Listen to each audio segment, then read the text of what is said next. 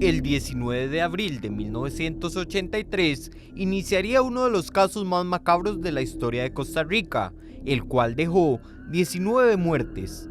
Hablamos del psicópata. Yo recuerdo bien que, digamos, eran hordas de personas que subimos ese día a la cruz. Yo subí con mis hermanas, mis dos hermanas, mi mamá también.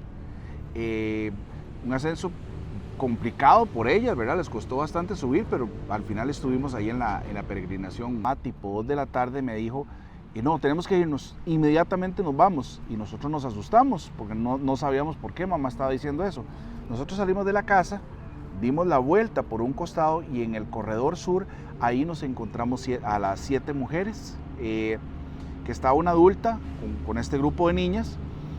Mamá se antojó porque estaban sacando frijolitos de una ollita de aluminio y tenían café, y se acercó a preguntarle, señora, mire, ¿ustedes venden café? Y ella le dijo, no señora, vea, el café que tenemos es para nosotras. Las víctimas, que fueron 7 mujeres, dentro de las cuales algunas, una era adulta y otras, la mayoría eran mujeres menores de edad, hasta niñas, suben a esta actividad religiosa, y cuando vienen regresando, allí es donde las interceptan, las sacan del camino o de la vereda principal, y es donde proceden a darles muerte a estas personas. Al día siguiente, nosotros comenzamos a escuchar los rumores de que había 7 mujeres desaparecidas, y veíamos pasar los equipos de Cruz Roja primero y de policía que iban a hacer la búsqueda. ¿Usted era de Alajuelita? Yo soy alajueliteño, exactamente. Yo recuerdo muy bien el gesto de mamá. Mamá se asustó muchísimo porque vio que eran las fotografías de las 7 mujeres que nosotros habíamos visto cuando descendimos de la cruz. ¿Eso qué quiere decir? Que cuando nosotros bajamos, que ya prácticamente no quedaba nadie, ellas se quedaron todavía un momento más allá en la cruz, consumiendo sus alimentos, y después ocurrió la tragedia, ¿verdad? Una que se dedicaba a labores de agricultura o de ganadería, alguna actividad de este tipo, o de cuidado de fincas, localiza los 7 cuerpos ahí a la vereda del camino. De acuerdo a los registros de las fotografías, fue una escena bastante impactante, porque estamos hablando de la mayoría muy jóvenes, niñas, que las acomodan de alguna forma en fila, por decirlo así, ponen los cuerpos uno a la par del otro, y alguien procede a dispararlas. Bueno, además que las lesiones son muy impactantes en algunas de las partes íntimas del cuerpo de las víctimas.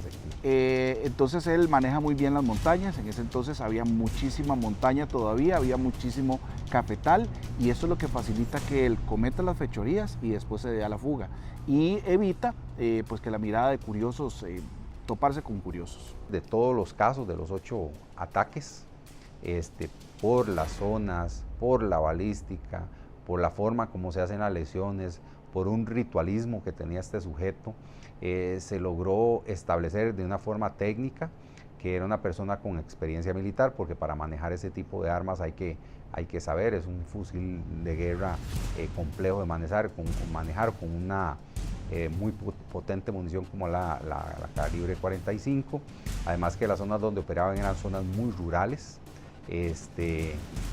Cumplía un ritualismo, porque en algunos de los casos recuerdo que el sujeto siempre eliminaba al masculino. La noche en que el psicópata mata a una pareja en San Diego de la Unión, esa misma noche venía esta testigo, venía saliendo de un baile con su pareja en ese momento, y venían discutiendo, y ella se adelanta, viene adelante, y en ese momento le sale un sujeto, la encañona y le dice: policía, métase al cafetal. El novio de esta muchacha, o el que era la pareja, se da a la fuga, se fue, la dejó sola. La muchacha está paralizada, y en ese momento viene un vehículo. Entonces, cuando el psicópata ve que hay un vehículo que lo va a observar, lo que hace es que se mete al cafetal y desaparece. La pareja hicieron un retrato hablado, sobre todo la femenina, donde logra describir a un sujeto de unos 30 y tantos años, que vestía algo que podría ser como ropa verde oliva, con una especie de boina, bigote, de acuerdo a lo que tengo en mi memoria, y que les dijo que era policía. Y bueno, ese retrato lo publicamos, se recibió mucha información, o se publicó en la época, se recibió mucha información, pero no logramos tener certeza sobre la identificación de esta persona. El sector Viguito era una muchacha muy joven que venía, si mal no recuerdo, de trabajar, tenía que pasar por un lote baldío y cuando iba pasando por ese lote baldío la intercepta un masculino que trata de introducirla a un terreno.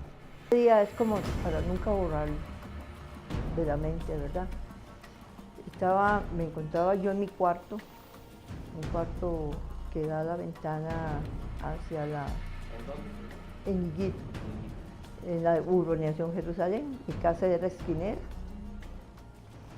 Cuando oí unos gritos, pero algo fatal, y salí yo aventada, así como carrera, abrí la puerta, y en la pura esquina había un teléfono público, y fue cuando me encontré a Mayuri, así agarrándose la espalda, y diciéndome, doña Mary, ayúdeme, me atacaron, me dieron un balazo, fue como me dijo.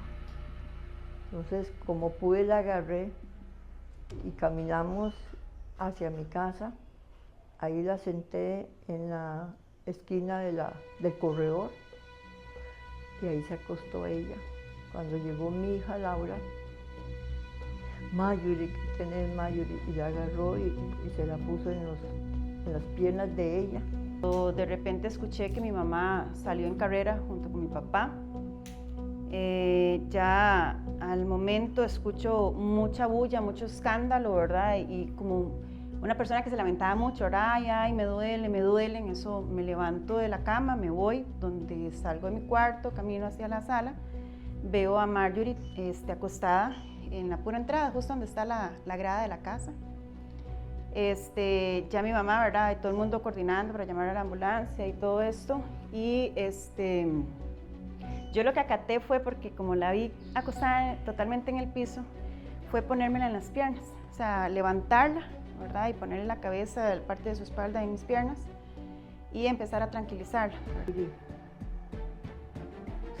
¿Usted sabe quién la atacó?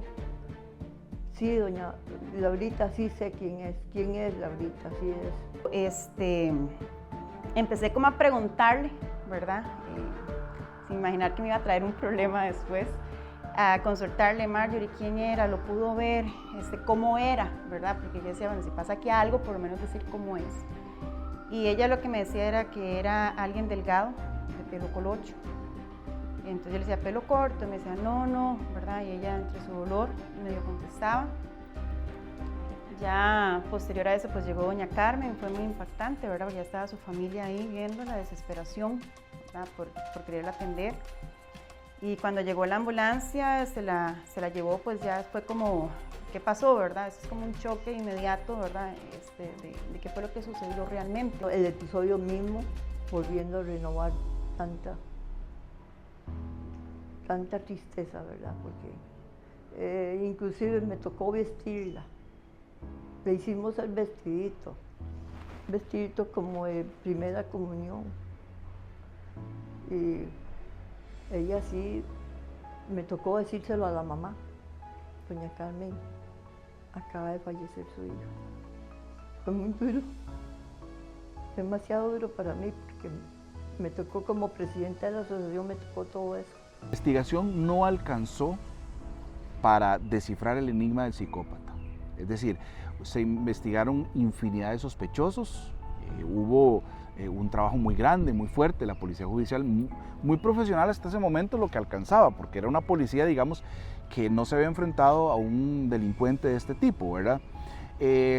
Pero ellos hicieron todo lo que estaba a su alcance para tratar de solucionar el caso. Hubo un sospechoso muy particular que es mencionado en un informe que confeccionan dos agentes del OIJ, muy destacados, que son Ramírez y Chacón.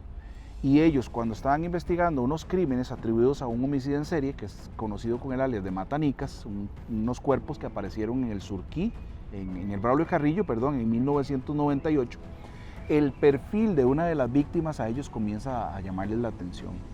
Y ellos se abocan a la tarea de tratar de determinar si esta persona fallecida como parte de esos crímenes era esa persona que está siendo buscada y que era conocida como el psicópata. Donde, Dave, hay que decirlo así, El OIJ quedó debiendo con el caso por las circunstancias que le mencioné, pero sí hubo esfuerzos, sí hubo ganas, sí hubo mucha gente experimentada, sí pedimos en algún momento alguna asistencia internacional, pero bueno, se hicieron todos los esfuerzos posibles y lamentablemente no se logró resolver.